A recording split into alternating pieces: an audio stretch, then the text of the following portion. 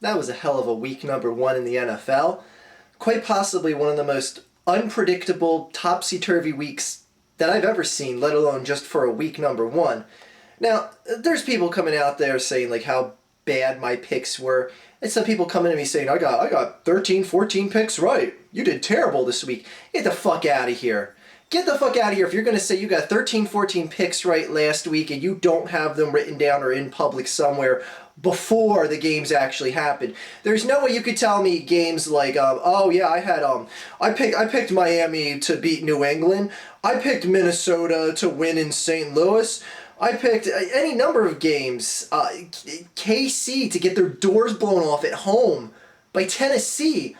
There was so many tremendous upsets in the league this week. Granted, you might have picked one or two of them correctly, but don't bullshit me. Tell me you got 13, 14 picks right this week. Shut up. Anyway, I'm not going to go over everything from the previous week.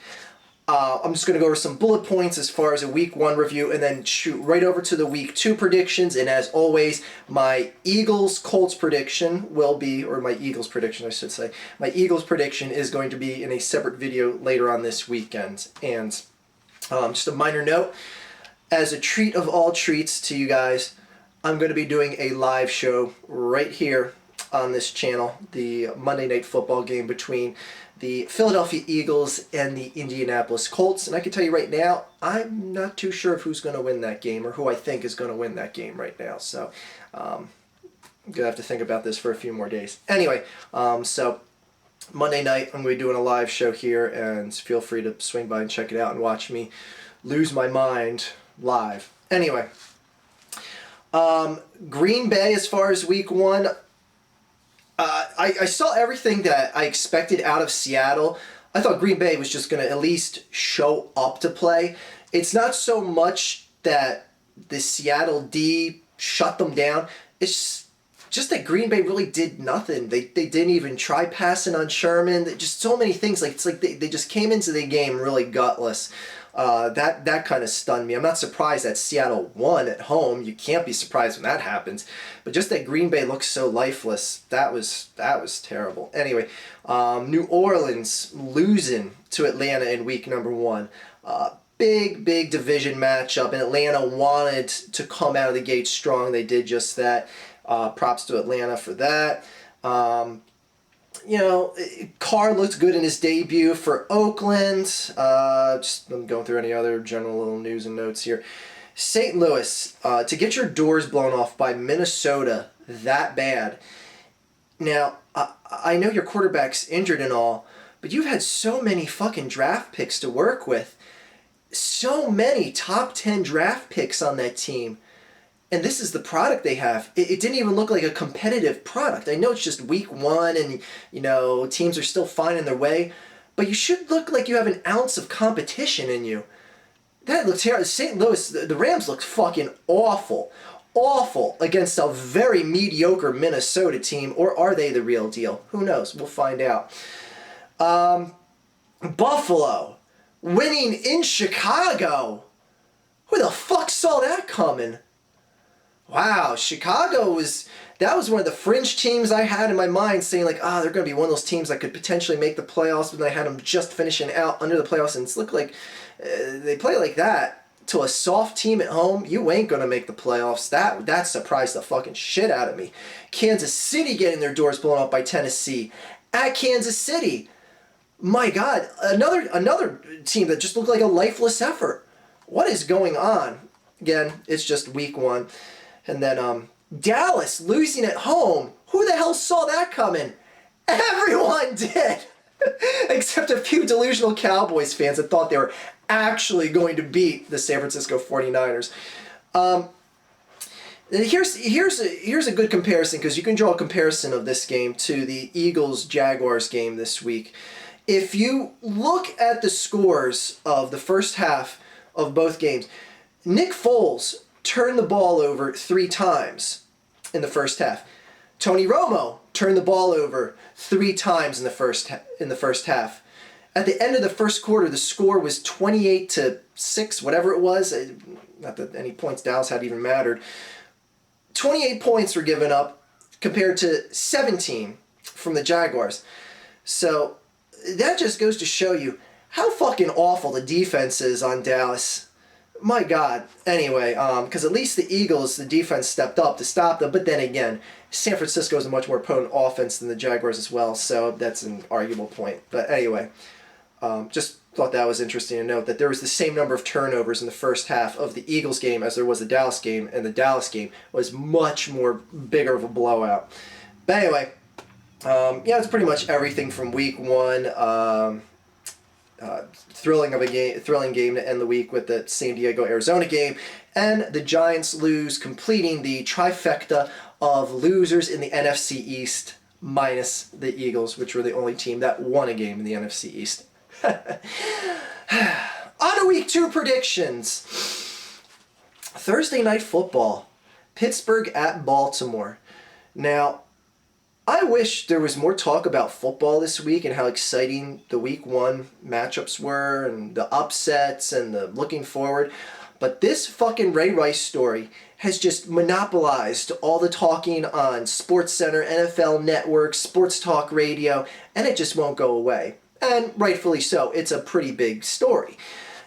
Now, this is the big rivalry game for Baltimore, and I gotta tell you, I'm disgusted with the Baltimore fan base. Now, a lot of them are turning on Ray Rice right now that the videos surfaced, but I saw something the other day that I didn't see this up until yesterday.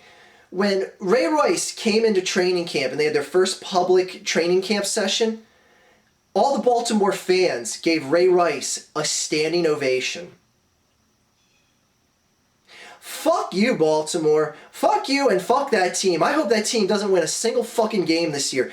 Just as some sort of like punitive damage to the fans for fucking standing up and cheering this guy. And then all of a sudden when they see the tape, they're like, okay, fuck this. I'm trading my Ray Rice jersey in now. Like, you needed to see the actual video inside the elevator to determine whether or not you thought this guy was a fucking scumbag for what he did. It was pretty much a given. We knew what he did. It just solidified it with no doubt once the video came out. So anyways, fuck Baltimore, fuck their fans. I don't care if most of them turn and they hate Ray Rice now. Fuck that. You all should have been vomiting if you didn't agree with those people that were standing and cheering in training camp. You should have been vocal about that, and I didn't hear any of you being vocal about it. Granted, some of you may have been, but you should have been louder. Fuck that fan base. Fuck that team. I hope they don't win a single game. And for that, this will be the first time I've ever rooted for the Pittsburgh Steelers. I hope the Pittsburgh Steelers go into Baltimore and blow the fucking doors off the Ravens. Hope they blow the fucking doors off that team. Pittsburgh winning big in Baltimore. And that's a game where I've gone to 4 different times because it's just such a good rivalry. It's such a good game to go to. I have someone who has season tickets, and he often brings me along to the Baltimore Ravens games, and I always ask him, I want to go to that Baltimore home game against Pittsburgh, and I've done that 4 times in the past 6 years. Great rivalry, great matchup. Pittsburgh fans come in representing strong, even though Baltimore football is big in Baltimore. Anyway, I got Pittsburgh winning big, and fuck the Baltimore fans. Anyways, Miami at Buffalo. Miami, I like that you beat New England last week. However, that was more the fact that, to me, that New England just gave the fuck up, and I do not know why. They played probably one of the worst second halves of football that I've ever seen that Patriots team play. They just laid down and died. They just said, all right, Miami, here's the game. Just take it. And I really wasn't all that much impressed with Miami. Granted, they got a win against New England. That's the first time that's been done in week number 1 since 2003 to that New England squad. However, I don't see them winning in Buffalo. Buffalo had a big win up at Soldier Field in Chicago. I see them getting a big win here at home as well with a nice division matchup. So yeah, Buffalo winning at home.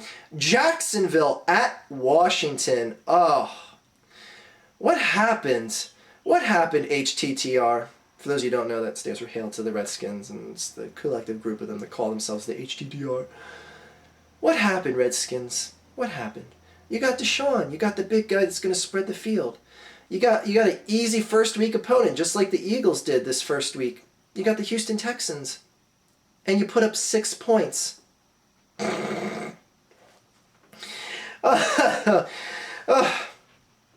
Redskins Nation quieted down real fucking quick this year. I don't blame them. Because now all the doubts are coming through.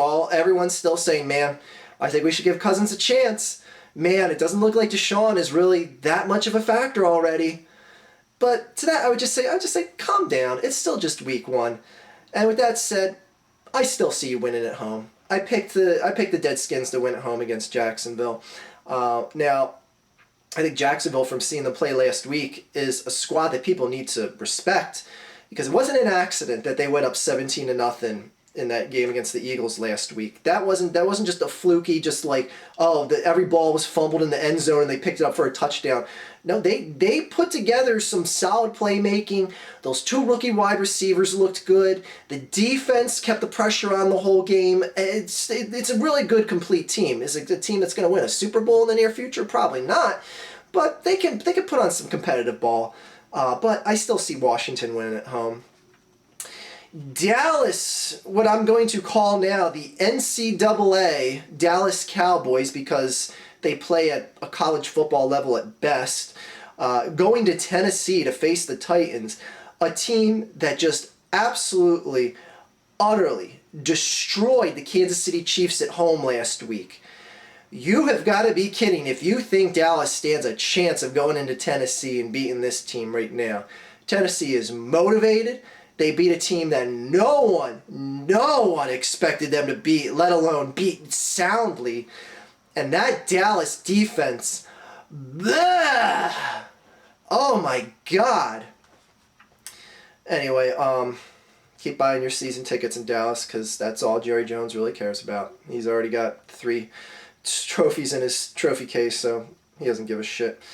Anyway, look for Tennessee to probably win by double digits at least against Dallas. Got them winning at home. Arizona at the New York Giants. Oh, the New York Giants just look like the New York little kids.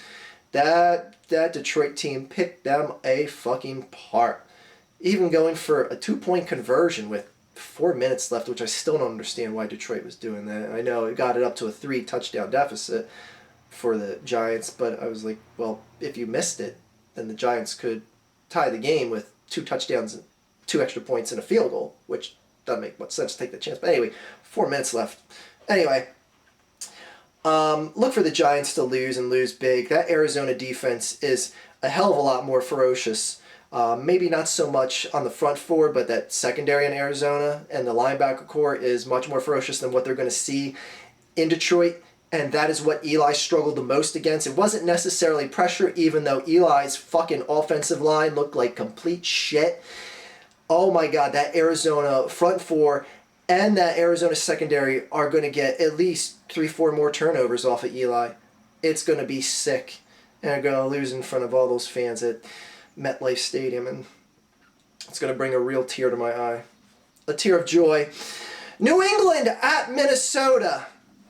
Minnesota, very impressed with what you did last week. Very impressed. There's no way I can see the performance of what you guys did and say, man, wow, that's not impressive, because it was. However, I can't possibly imagine in my mind that New England's going to lose 2 games right out the gate. Granted, I'll be overjoyed if they do, but I'm not an absolute believer in you yet, Minnesota. If you win this game, I'll come on right after this game. I'll come on next week. I'll make my video. I'll be like, damn, Minnesota, they're potentially the real deal here. Anyway, until then, I see New England winning at Minnesota, because I can't fathom that New England's going to lose the first 2 games of the season. I just can't, unless Tom Brady, breaks his dick off when he's fucking his girlfriend and, is injured and can't play the game, and Gronkowski falls off the stripper table at the strip club and, breaks his ankle or some shit. I don't know, whatever. Look for New England to win. New Orleans at Cleveland. Cleveland, you gave a valiant effort. I'm pulling for the Brownies. If I have a dark horse to go in and win the Super Bowl this year, it is the Cleveland Browns, because it would be like such a fuck you to LeBron James if Cleveland wins a Super Bowl, brings a championship to Cleveland before LeBron does. It would be like, well, LeBron, we don't need you back in town now. We got a football title, so you can go back to Miami. Bye. Get out of here. Bye. Anyways, that aside, New Orleans is going to come in and win. I got them predicted to win. Atlanta at Cincinnati. Cincinnati, very good effort against the Baltimore Ravens last week. Look for them. I look for them to win at home. I know Atlanta looked really good against New Orleans. I look at that more as we've got to make a statement here. This is a division opponent. You play division opponents a lot harder, and I don't see them coming out with the same ferociousness, the tenacity in this game against Cincinnati, especially in Cincinnati. Cincinnati plays well at home unless they get into the playoffs and they just lay down and die. Anyway, look for Cincinnati to win at home. Detroit at Carolina. Carolina looked great without Cam Newton and beating Tampa Bay rather easily. But I see Detroit. I got Detroit winning this game. It's a toss up, but I got Detroit winning this game whether Cam Newton plays or not. I got Detroit winning this game. Anyway, St. Louis at Tampa Bay. St. Louis, you got to have a good game before I think you can even hang with anyone in this league, because that performance you put up, and again, all those top 10 draft picks, and this is what you got. I don't care if Sam Bradford's hurt or not. You got to look like you can play competitive football, and that was just embarrassing last week. Just completely embarrassing. Look for Tampa Bay to win at home. Seattle at San Diego. This will be the game of the week. Mark my words. These are two teams that match up well. You got a good throwing quarterback in Philip Rivers. A lot of you may disagree with that, but I still think he's one of the elite passers in the league, against a very good defense. I think he's going to take the chances that Aaron Rodgers didn't take last week. I think he's going to try and throw on Sherman. He's going to try and throw on that secondary all game, because Aaron Rodgers, Philip Rivers likes putting up points. He's been that way his whole career. He likes taking chances, especially with deep threats. And I see this being a big back and forth game, and I see Philip Rivers and the Chargers taking it, just absolutely taking it to Seattle. But I still see Seattle winning this game. I know it's on the road and all, but I see Seattle win this game. Another reason why is because they just look so fucking dominant in week one. That was probably the most dominant performance against a good opponent. You could say that the Titans looked, like a more dominant performance, but I don't consider the Chiefs a good opponent, so fuck them. Anyway, I got Seattle winning in San Diego. Houston at Oakland. It's a good matchup, and Carr did well last week, but I see Houston winning on the road here. The New York Jets at the Green Bay Packers. I got to give credit where credit was due. Geno Smith looked pretty good last week. I like the mixing in of Michael Vick. I thought that was a solid game plan and much deserved win. And they looked a lot more impressive than I thought they were going to. Granted, I would have liked to see them put up quite a few more points against a team like the Oakland Raiders. But, whatever. It still was a solid performance from Geno Smith. Probably one of the best games I've seen him play so far in the NFL. But you got to be kidding me if you think that team's going to go into Green Bay and come out with a win. Green Bay's winning this one. Sorry, Jets fans. Kansas City at Denver. You've got to be kidding me if Kansas City stands a chance of winning in Denver, especially after that fucking piss-poor performance they put on last week against Tennessee. Holy fucking shitballs. That Kansas City is not going to win this game. Not by a long shot. Denver will win by, I'll say, 31 points. Denver will win by 31 points. It's 4 touchdowns and a field goal. Mark my words. Chicago at San Francisco. Chicago took that punch in the gut from Buffalo. Oh my God, that stung. That stung. Like, I feel for the Chicago fans because, like I said, they were that team that was going to be competitive in the NFC North, and then they just take a punch in the fucking dick like that. That just sucks from Buffalo, from a team that it's a gimme game right off the bat. Week 1, they lose. San Francisco, boy, it doesn't look like they were worried too much about that preseason play. In fact, they took the whole second half off against the Dallas Cowboys. They were just like, we'll give you a garbage time touchdown. Just take it.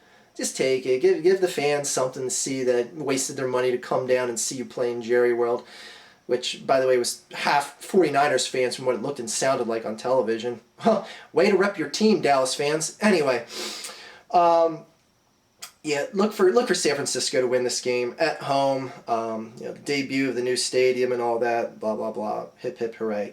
And as always, the last game of the week, Monday Night Football, Philadelphia, Indianapolis. I will not be giving my pick right now. I'll give you that video a little later on this week. But as a reminder, I am going to be doing a live broadcast from the game, so you can either watch my jubilant celebration, as hopefully no one else in the NFC East has a win yet, and the Eagles get another win and get a 2-game lead in the NFC East, or they lose and you get to watch my meltdown.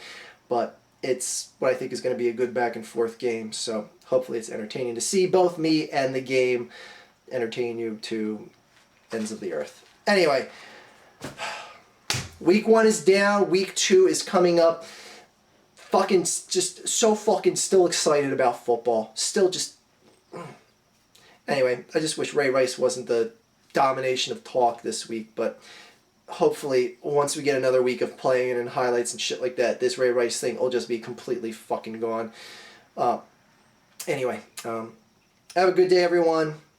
Fuck the Dallas Cowboys. Fuck everyone else. Fuck the Ravens. And fuck you. I'm just kidding. I like you. Not you, though. You're an asshole. Have a good day, everyone.